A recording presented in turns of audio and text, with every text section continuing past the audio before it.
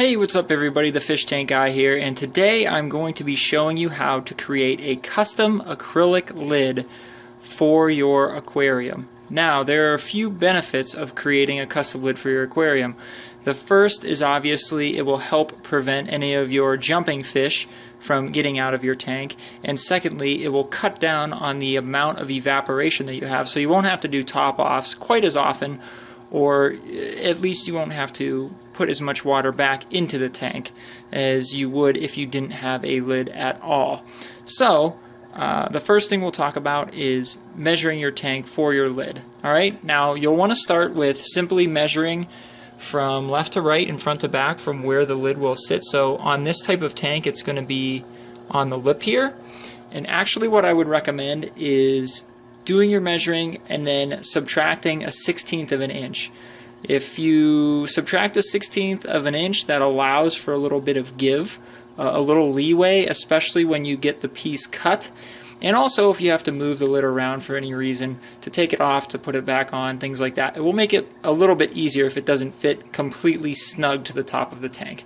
So, for my particular tank here, it's my 10-gallon Nano Reef. From left to right, it was a 1/16 of an inch more than 19.5 inches, and it was a 1/16 of an inch more than 9 3/4 inches. From 19.5 from left to right, and 9 3/4 from front to back, the width and the depth. So that worked out really well. And what you'll do is you'll make a note of those measurements, and then we'll talk about what you do next when you go to the hardware store.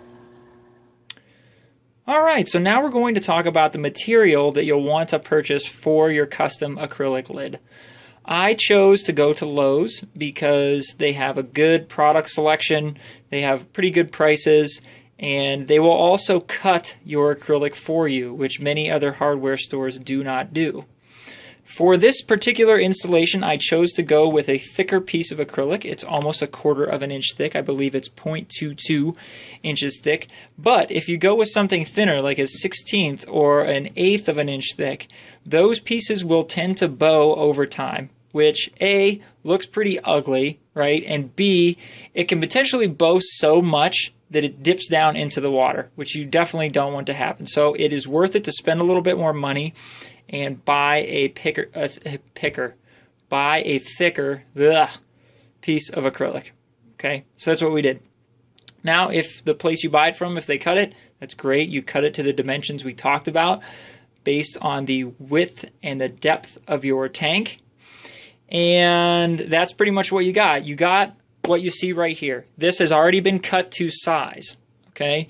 And the next thing you're going to want to do is you're going to want to figure out where you need to cut pieces out of the large piece to fit the custom aspects of your tank. Now, for me, as you know, as you've seen in my other videos, I have that custom bracket that I use to hang my LED lights. I don't even hang them, right? I hold them. Hold the LED lights above my tank. So, you need to do some measuring, right? First off, give yourself a little leeway. You know, don't cut it exactly because it's not going to come out. It never comes out exactly how you want. So give yourself a little leeway. You'll see here, I marked off with just a Sharpie where the brackets sit on the lid. Okay. All right.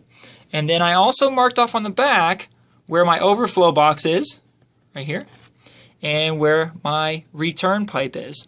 So it's very important to make sure that you pretty much have your tank exactly how you want it before you choose to make your custom acrylic lid.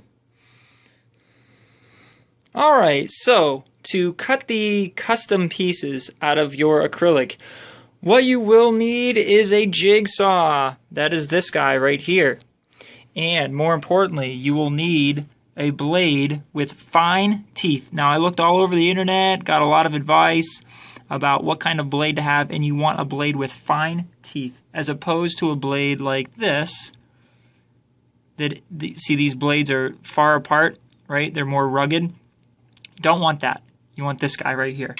You want a blade with fine teeth. The reason being, when you cut acrylic, one of the biggest difficulties is when you're moving into the piece, if you do not have the fine teeth, the piece of acrylic will start to bounce and vibrate, and that is what can cause it to crack.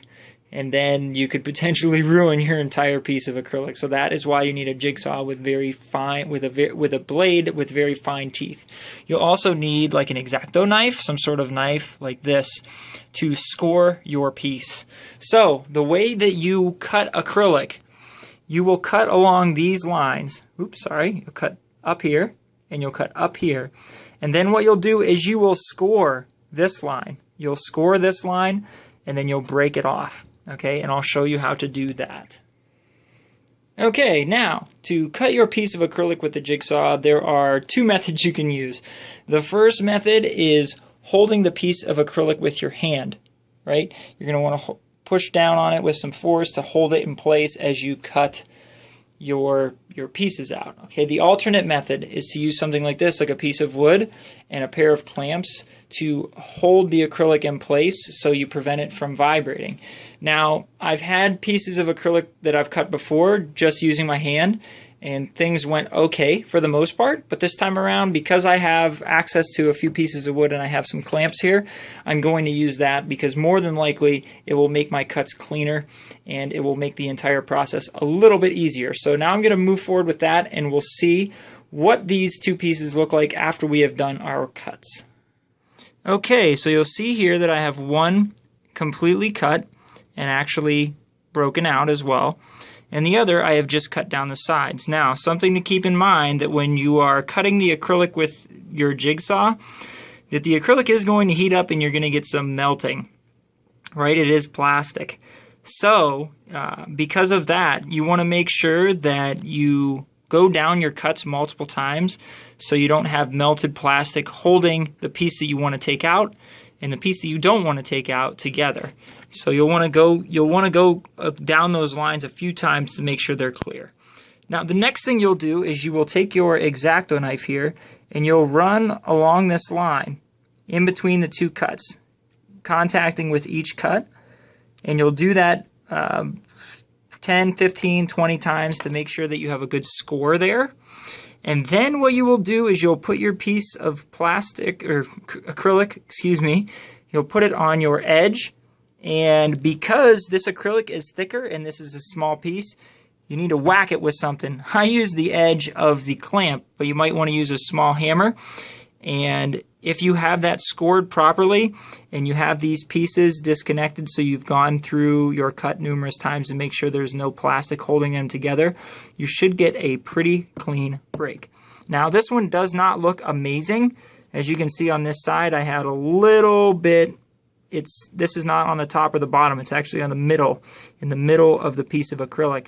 And I think that's because I might have had some melted acrylic holding the side here, you know, the main piece and the piece I was going to break off. I think there might have been a little piece of melted acrylic there that caused that.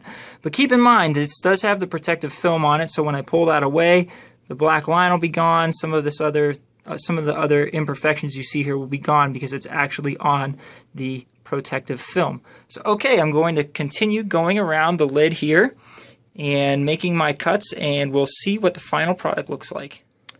Okay, so now we have our final product, almost final product.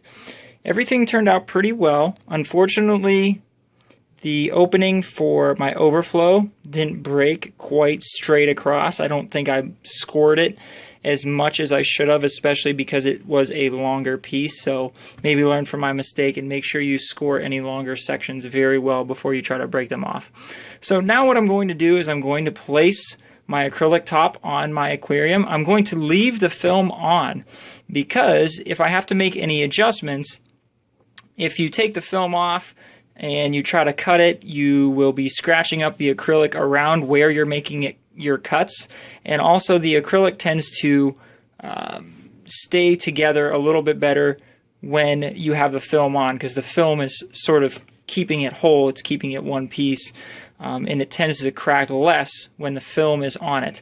So I'm going to leave the film on, we're going to see if it fits, and we'll be right back with that.